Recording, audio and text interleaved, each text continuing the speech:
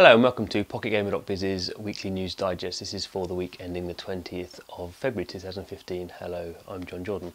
So this week we kind of continue from last week's financial kind of week of news. It was a bit different though, because last week's kind of financial news were kind of floated companies talking about their sales over the last kind of 3 months, as they all legally have to do. So we didn't really have very much of that this week. We're kind of in a bit of a kind of lull. So pretty much all the Western companies have announced their figures, and we're waiting for the Chinese companies in the main now to announce their figures. There's quite a lot of those, so there'll be that coming in the next couple of weeks. But in the meantime, we've kind of seen, I guess, what we could see is a kind of trend coming off of the companies that have been announcing very good financial figures. So the companies that have been generating a lot of cash have now been choosing to do things with that cash. So we've seen what people have been expecting to actually to be quite a big trend for 2015 is mergers and acquisitions, or M&A as they say in the trade. So kind of every deal like this has its own kind of nuances, but you can see some trends as well. So the first kind of deal, and quite surprising deal that happened, was that a company called Playtech, they're actually are a listed company in the UK, but they make software solutions for the gaming, i.e. the gambling sector. So they kind of make software that makes the kind of games that people can gamble on. So I mean, not really something we cover particularly on PocketGamer.biz very much. But the interesting thing was they bought YoYo Games, and YoYo Games are a Dundee-based company, and they're best known for their 2D game creation software called Game Maker. Now, Game Maker has been going around for a long time. Originally, kind of created to help people make educational games. It's kind of had a few kind of changes along the way.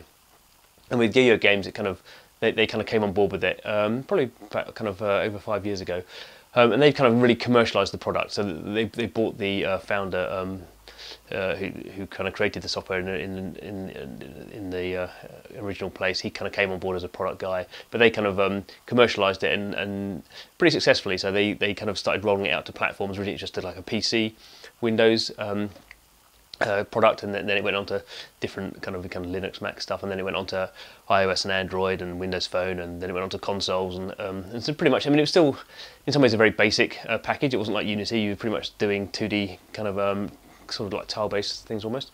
But the interesting thing, I guess, from the gambling point of view, is that Playtech obviously sees that as quite valuable to their market. Because they're in the gambling industry, you're not making very complicated interactive entertainment. You're making kind of addictive, in a different kind of form, entertainment. You want to make those games kind of quickly. And they paid kind of $16.4 million, which is quite a considerable sum of money for that software. I guess the interesting thing now, for all the people who have been using Game Maker, and obviously over the years it's been available, quite a lot of people have been using it, and on commercial products that are released on mobile games. We don't really know kind of what's going to happen in terms of support on an ongoing basis, because clearly a gambling company don't necessarily really care if some small teams are making mobile games based on it. But we will wait and see what happens on that one. I guess a bit more substantial in terms of games companies were the other deals. So Sega, a kind of interesting company. Obviously, we wouldn't know them all from things like the Dreamcast console, and then as a publisher in Japan. But there's many different parts of the business, as often happens with lots of different Japanese companies. And one part of the business, Sega Networks, is doing phenomenally well. Sega Networks is Sega's free-to-play digital kind of side, so kind of handling all their kind of games as a service type mobile games, whereas Sega itself handles the kind of paid Sonic type games. And Sega kind of, I guess we could call them kind of Sega corporate, I suppose. And they've been having a big reorganisation. The kind of, obviously the whole console paid game kind of sector is still in a bit of kind of a upheaval, so they've been reorganising and moving their office from San Francisco to somewhere else, and blah blah blah. Lots of kind of changes happen there. Whereas the Sega Networks is kind of like currently the most profitable and the most fast-growing part of Sega, and they've kind of, because of that, been given kind of some largesse to kind of go out and start kind of acquiring companies. So they're based in Japan. Most of the revenue comes from Japan. Their turnover, probably from mobile stuff, will be about $200 million annually this year, growing very fast. But they've bought a company called Demiurge in Boston. They're best known for Marvel Puzzle Quest as a mobile game. That's been bought outright. Then also Sega Networks has invested in 2 other companies. So one is a kind of a startup, some well-known people in it in San Francisco called Reignited Artists. We don't really know kind of what those guys are working on yet, but there's been investment in there. And another kind of, I guess the best known company of the 3 they've invested in is Space Ape Games in London.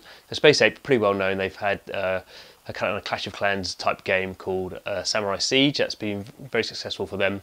It's come out about 18 months ago, and they're just in the process of launching their second game, what's in soft launch at the moment, called Rival Kingdoms. Now it's interesting, what is interesting about the deal is Space Ape raised $7 million at the end of 2014, so they don't really need the money. They've got the money they need to kind of launch Rival Kingdoms and do all the user acquisition that they want, and they've actually staffed up, so they're now 75 people, they've got a 3rd game just starting development, so they don't really need the money. But for them, what they found is for Samurai Siege, Japan was a massive market for them. It's actually the 2nd biggest market outside the US. Even though to launch in Japan, they just kind of localized, culturalized with a kind of themselves or kind of with a partner, but not they didn't have a publishing partner in Japan. And that's really what everyone says you need. They've managed to be quite successful without that. But this time around with Sega Networks, who are very kind of clearly big Japanese company, so they're looking to go even bigger in Japan with Rival Kingdom, which should be out. We're kind of hoping in a couple of months. You never can tell with soft launch games, but that's what we're expecting. So that's kind of a good deal, I think, for the for Space Ape, who are kind of definitely a company on the up, and for kind of Sega Networks, they seem to have kind of invested pretty well, kind of gaining access to that company. It's not it's a strategic it's a strategic investment. It's not a majority investment, so they don't kind of own the company, but it's just kind of interesting to see how that one goes. Now, this kind of last deal we're going to talk about this week is a kind of a bigger strategic deal in the sense that the company Tencent. So Tencent are one of the biggest internet companies in the world. Massively dominant in many areas of the Chinese internet, and one of those areas is games. So Tencent has been a massive PC kind of platform publisher in China for many years now. It was a bit slow to go into mobile, but it's been into mobile for like kind of 2-3 years, and certainly in smartphone stuff for about 2 years, and very quickly has gained dominance in the market.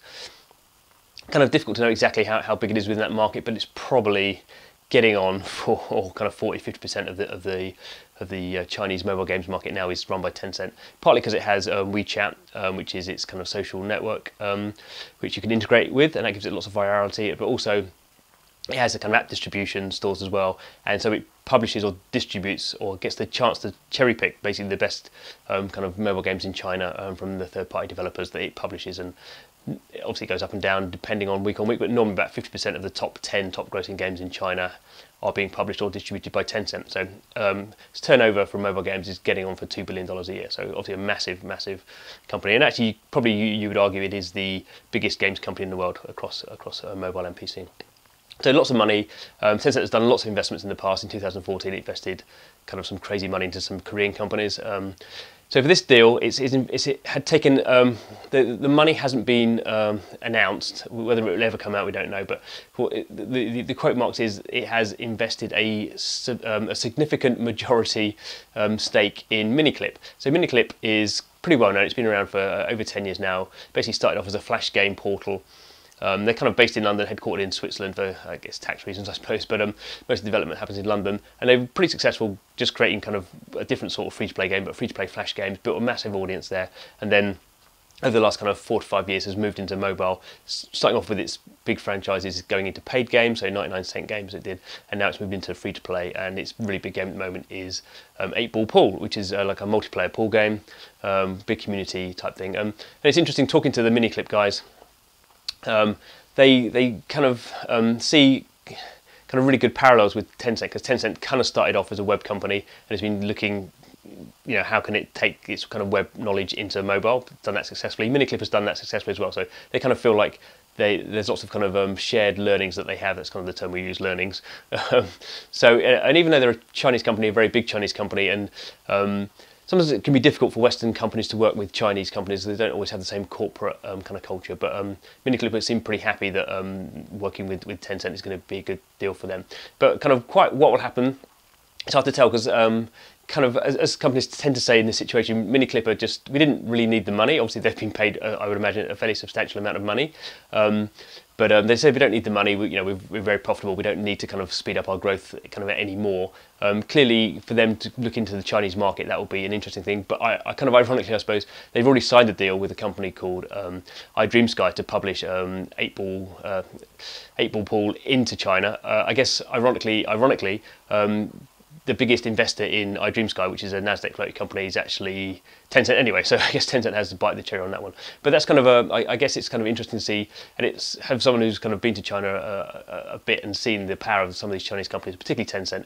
It just is kind of very slowly kind of buying up lots of strategic assets in the West. So it already has big stakes in Activision and Epic Games, and the League of Legends developer Riot Games as well. So you kind of see slowly Tencent is kind of taking over the world. So we'll see if they've taken over Pocket Gamer.biz by next week. See you then.